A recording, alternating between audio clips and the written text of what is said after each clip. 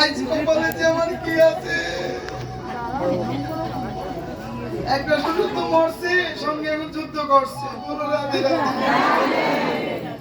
এক ধরনের তৈল মাখিয়ে সজীবিত রাখার ব্যবস্থাপনা। বউ আর চুল বাঁধছে না, বাপের বাড়িও ছাড়ছে না, যতক্ষণ বিচার না। বিচার বন্ধ ব্যবস্থা শুরু হলো।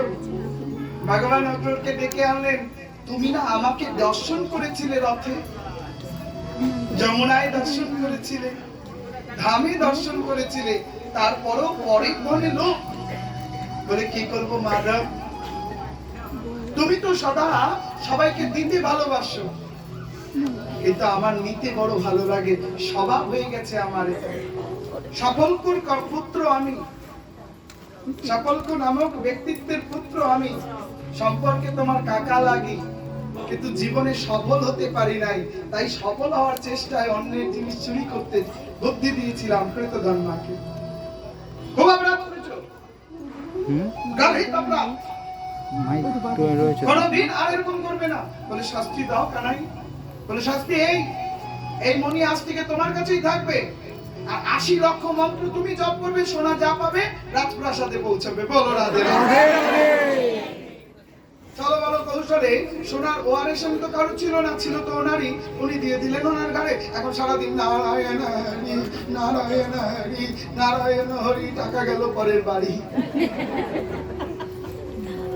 ভগবানের সলিউশন।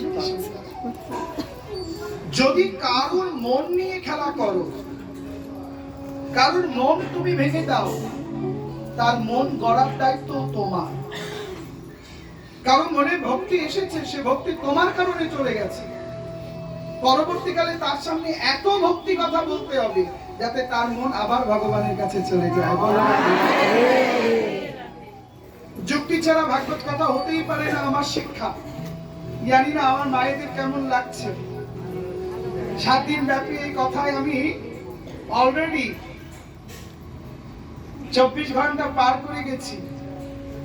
আর এই ২৪টা ঘন্টা কেবলমাত্র যুক্তি তথ্যের কথাই আস্বাদন করানো হয়েছে। প্রত্যেকটা লীলার সাথে একটা করে যুক্তি বসেছিল, আর যুক্তির সাথে একটু একটু করে ভক্তিও বসেছিল। জয় নিতাই, বলো জয় নিতাই, আবার বলো জয় নিতাই।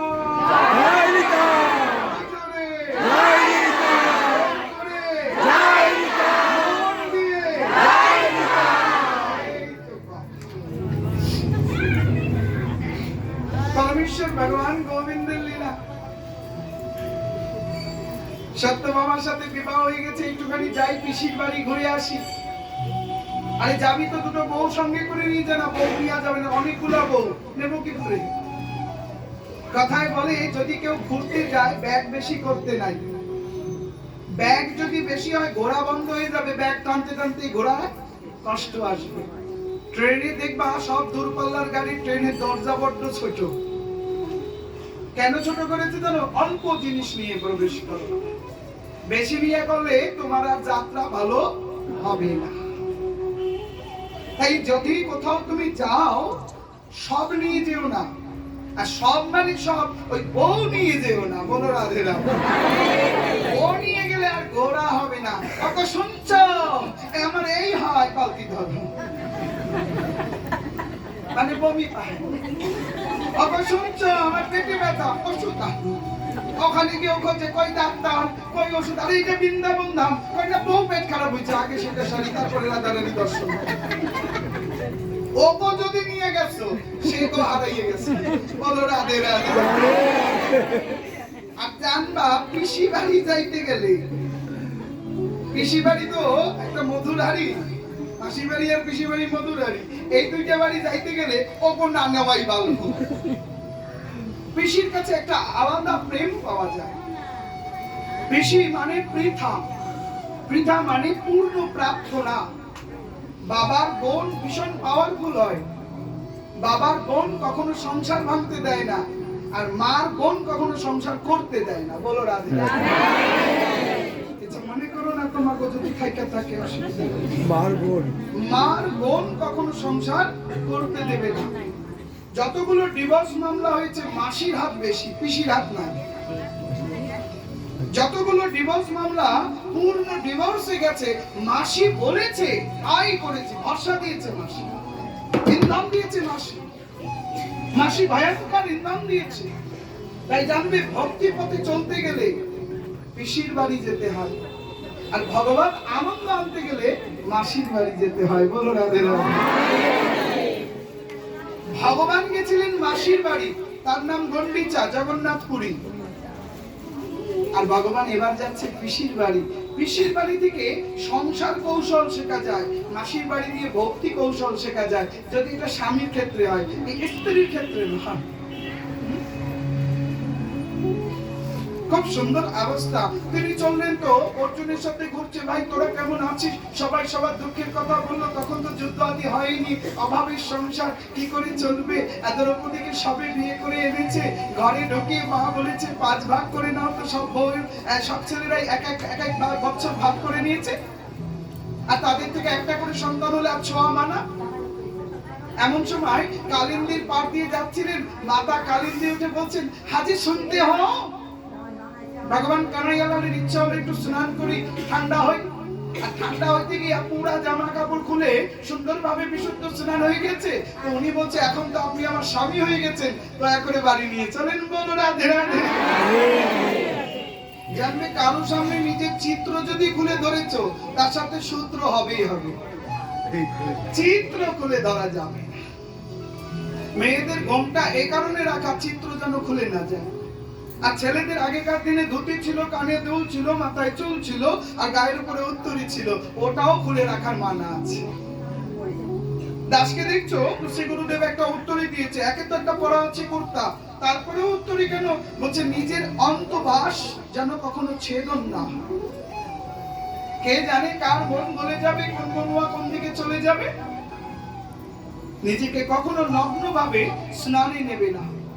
তীর্থস্থানে স্নান করতে গেলে সম্পূর্ণ বস্ত্র পরে স্নান করতে হবে। বলো রাধে রাধে। চাকরি বাকরি করে স্নান করা যাবে না। আদা চাকরি করে বাবাজি উঠছে আর নামছে, কাইকে স্নান? এ তো নিমন্ত্রণ করা, ভাই তুমি আমার হয়ে যাও।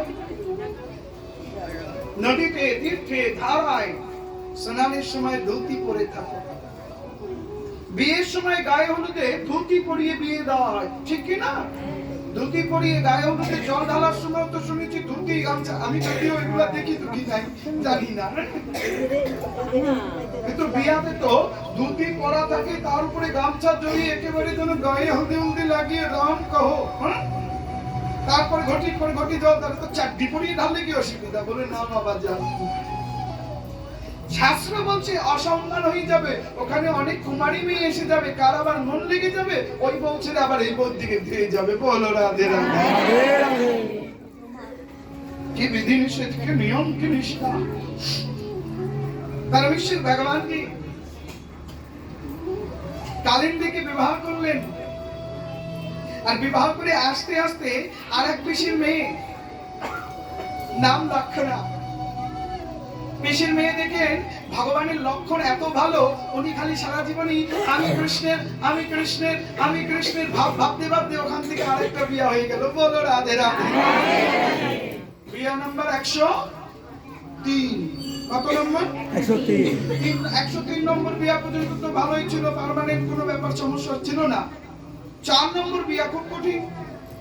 আর এই 4 নম্বর বিয়া যার সাথে হয়েছে তার নাম হলো সত্যা। সত্যা নামে যে মেয়ের সাথে বিয়ে হয়েছে, এর বাবা আবার সংকল্প করছে 5 খান মহিষ যে মারতে পারবে তার সাথে বিয়ে দেবে। 5 খান মহিষ, মনের হলো 5টা মহিষ আছে, মানে গতি। এই 5 গতি যে দখল করতে পারবে সে আমার মেয়েকে বিয়ে করতে পারবে। বলো না। সত্যি অপেক্ষা করেছিল, ভগবান গেছে 5 মহিষকে 5 খান ঘোষা মারলো, মহিষ মরে গেল, আর ওনার বিয়া কমপ্লিট, বাড়ি বউ নিয়ে যাচ্ছে। রাস্তায় সব বউ ওয়েটিং এ চলছে, দাঁড়াও আসি, দাঁড়াও আসি, দাঁড়াও আসি, কারণ খালি গেছিল। অবশেষে ভাদ্রাকে বিবাহ করলেন, সেও আর এক পিসির মেয়ে। ভাদ্রা আচরণ পালন করে কৃষ্ণকে জল দিতে গিয়ে মন দিয়ে দিয়েছিলেন। বলো রাধে রাধে। নেত্রবৃন্দা সেও আরেকজন। আর এভাবে ভগবানের বিবাহ সংখ্যা 108 হলো। আর এই 108 জনের থেকে যা যা ছেলে পুলে হয়েছে নাম যদি বলতে বলো বলতে শুরু করতে পারি, তোমাকে কানে ব্যথা হয়ে যেতে পারে, তাই এবার আর বললাম না। সামনের বার যদি আসি একটু একটু বলবো। পটল তলায় বৈশা বলো রাধে রাধে। পরমেশ্বর ভগবান কি বিবাহ করে কোন রকমে 108 পত্নী নিয়ে বাড়ি গেছেন। হঠাৎ রাজার কাছে নালিশ এসেছে, আমাদের খুব সমস্যা চলছে মহারাজ। কি সমস্যা? আমাদের ঘরের মেয়েদেরকে কোন এক ওষুধ তুলে নিয়ে যাচ্ছে। কি বলছো?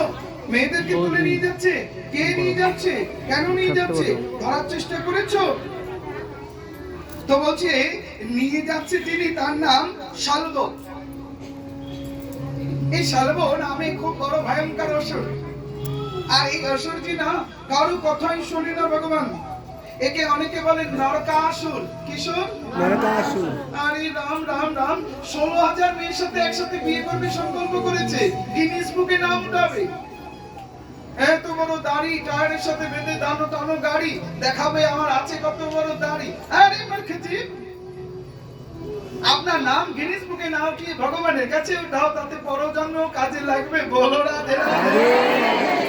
বিয়া করলে গিনেস বুকে ওঠা যাবে, মানুষের সাথে ঝগড়া করলে গিনেস বুকে ওঠা যাবে, অতি বড় দেখালে গিনেস বুকে ওঠা যাবে। এই নেশা ছাড়ো। আসলে এই নরকাসুর ছিল মা ভূমি দেবীর সন্তান। আগের জন্মে ভূমি দেবীর সন্তান ছিলেন বলে ভূমি দেবী নারায়ণকে কথা দিয়েছিলেন যে আমার সন্তানকে তুমি মারতে পারবে না। আমায় কথা দাও, ওর হাতে যতদিন আমার বালা থাকবে ততদিন মারবে না, যেদিন আমি বলবো সেদিন মারবে। আর ভূদেবীর স্বরূপ হলো সত্যভামা। সত্যভামাকে আজকে নিয়ে ভগবান বলছে চলো তো একটু ভালো করে ঘুরে আসি, কার মেয়ে কোথায় যাচ্ছে একটু দেখার দরকার। সত্যভামা বলে যেতে গেলে কিনে বলে সিঁদুরের কৌটাটা তো নিতেই হবে, পুজোই তো 2-4 দিন লাগতে পারে, মাথায় কমসে কম সিঁদুর তো লাগাও। প্রেম সে বলে অন্য কিছু কয় নাই সেটা। লালাজি চললেন আর ওখানে 11 বছরের মেয়ে থেকে 1111 বছরের মেয়ে পর্যন্ত সবাই ওয়েটিং এ আছে, বিয়া হবে। আর বিয়া করবে নরকাসুর। একটা মেয়ে বাকি ছিল, সেও ভিতরে প্রবিষ্ট হলো। নরকাসুরজি খুব সুন্দরভাবে বিবাহ অনুষ্ঠানের জন্য বাইরে ব্যান্ড পার্টি বাজছে। আর সবাই মিলে বলছে হে ভগবান, যদি তোমার সাথে বিয়া হইতো কথা ছিল না, তোমার নামের সাথে এখন বিয়া করে নি, দেখা যাবে যা হয় হবে। বলো রাধে রাধে।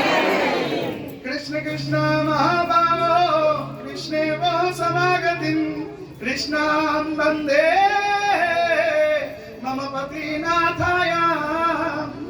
পতিরূপে কৃষ্ণ নামকেই বিবাহ করলেন। আরে যেখানে নাম সেখানেই তো শাম। নাম হতে না হতে ছাদের মাঝখান থেকে লালজি এসে গেল বউকে সঙ্গে করে নিয়ে।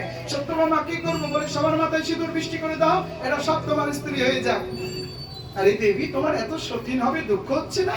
বলে দুঃখ কোথায় প্রভু, একবার যদি মেয়ে অন্যের বাড়ি এক রাত্রি থেকে যায়, সেই মেয়েকে সমাজ আর মেনে নেয় না।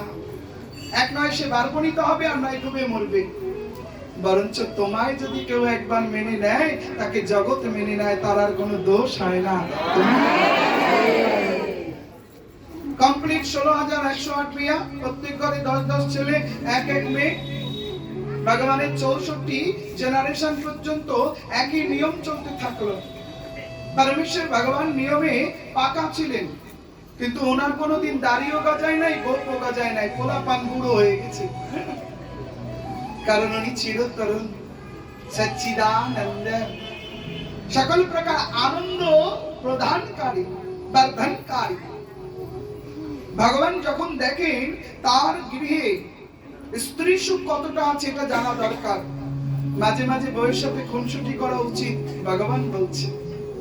আজকে বউয়ের মন পরীক্ষা করা উচিত, নিজের নিন্দা করে, প্রশংসা করে না। भगवान जी जब बच्चे रुक्मिणी जी कैसी हो, अरे आइए ना, बैठिए ना, आप आए हैं, बहुत आनंद मिल रहा है हमको। काहे आनंद है? हम जैसे अभागा को विवाह करके आपका जीवन नष्ट हो गया। हमसे बदतर था, सुंदर था, ओ शिशुपाल, उसको शादी करना चाहिए था आपको। बोलो राधे राधे। हाँ जी, आपका क्या हुआ? अब क्या उलट पुलट लगने लगा है? अभी ये सब बात छोड़ो, पंखा से बातास ले लो।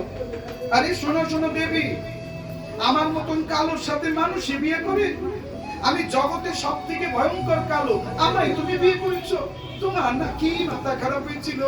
এখনো সময় আছে, বিয়ে করবা নাকি কাউকে? বলো রাধে রাধে।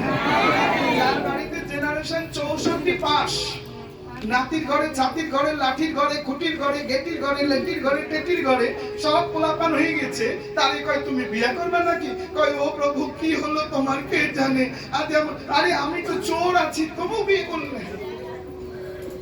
কি আছি? চোর আছি। আমি তো মানুষের ঘরে গিয়ে হাড়ি ভেঙে মাখের চুরি করি। ছাড়িয়ে আছি, গোপী বাজ আছি, গোপীদের সঙ্গে ঘুরে ঘুরে বেরিয়েছি। গোহারণ, বস্ত্রহরণ, চিতহরণ, রণহরণ সবকিছুতে আমি এক্সপার্ট। আমার মতন লোকের সাথে কেউ বিয়া করে? দেবী এখনো বলছি, ছেড়ে দাও, একটা স্নান করে তাড়াতাড়ি আরেকটা বিয়া করো। শুনেছি রুক্মিণী আরে আরে আরে আরে আরে দেবী কি হলো? ভগবান চার চার হাতে পাঙ্খা নিয়ে চতুর্ভুজ রূপে দেবীজি সেবা করতে লাগলেন। ওরে দেবী, আমি তোমার মন পরীক্ষার জন্য বলেছি, মন থেকে তো আমি চাই নাই তোমার এমন হোক, আমি তোমারে ভীষণ ভালোবাসি। যেই না বলেছে বলে প্রভু এই কথা আর বলে প্রভু তুমি প্রথম সম্বোধন করেছো তুমি কালো, তুমি জানো না তুমি কতটা ভালো। জগতের কালো কেড়ে তুমি হয়েছো কালো, আমার হৃদয়কে করেছো অনেক বেশি আলো। আমি তো কোনোদিন অবজেকশন করি নাই ভগবান। 16,108 16,107 জন সতীনের ঘর করতে কে রাজি হয়? 1 সতীনের ঘর কেউ করে না, আমি 16,107 সতীনের ঘর করছি। কোনোদিন অবজেকশন দিয়েছি ভগবান? আর তুমি বলছো আমি অন্য কোথাও যাব? আরে জন্ম যেটা হয় তো সেটা মরণ কাহারও নয়। পুরুষ যদি জন্ম যেটা নেয় মরণ সেটা হতে পারে, কিন্তু নারীর মরণ তো স্বামীর চরণে। স্বামী যদি ছাড়া হয়ে যায় সে নারী যাবে কোথায়? আর তুমি বলছো শিশুপাল দেখতে হ্যান্ডসাম। আরে হ্যান্ডসাম হলে হবে কি তোমার মতন কোথায়? তুমি তো এখনো কোন নারীকে দেখলে শ্রদ্ধার দৃষ্টিতে দেখো। শিশুপাল তো নিজের বোনকে দেখলে কামের দৃষ্টিতে দেখে। বলো রাধে রাধে। সম্বন্ধ পাকা করে নেওয়ার জন্য খুনসুটি, আমি বলি খুনসুটি। কিসুটি? খুনসুটি। তোমার কাউকে পছন্দ, ছাড়বা নাকি? ছাইড়া দাও, দেখবা পছন্দের প্রেম আরো সোহাগময় হয়ে উঠবে। সোনা তো এমনি সোনা, সোহাগ না দিলে গয়না হয় না। ভগবানের খুব সেবা হলো, রুক্মিণীজি খুব আনন্দ পেলেন। পরবর্তীকালে রুক্মিণী আনন্দ পেলে ভগবান কৃষ্ণ রুক্মিণীর ভাইকে, রুক্মিণীর ভাইকে নাম রুক্ম, তাকে বধ করে আসলেন। রুক্মকে বধ করে আসার পর ভগবান মাথা নিচু করে ঢুকছে। আজ মাথা নিচু কেন? তুমি অনীতিকে বধ করেছো, দুর্নীতিকে বধ করেছো, তাতে কোনো দোষ নেই, তোমার মাথা নিচু রাখতে হবে না।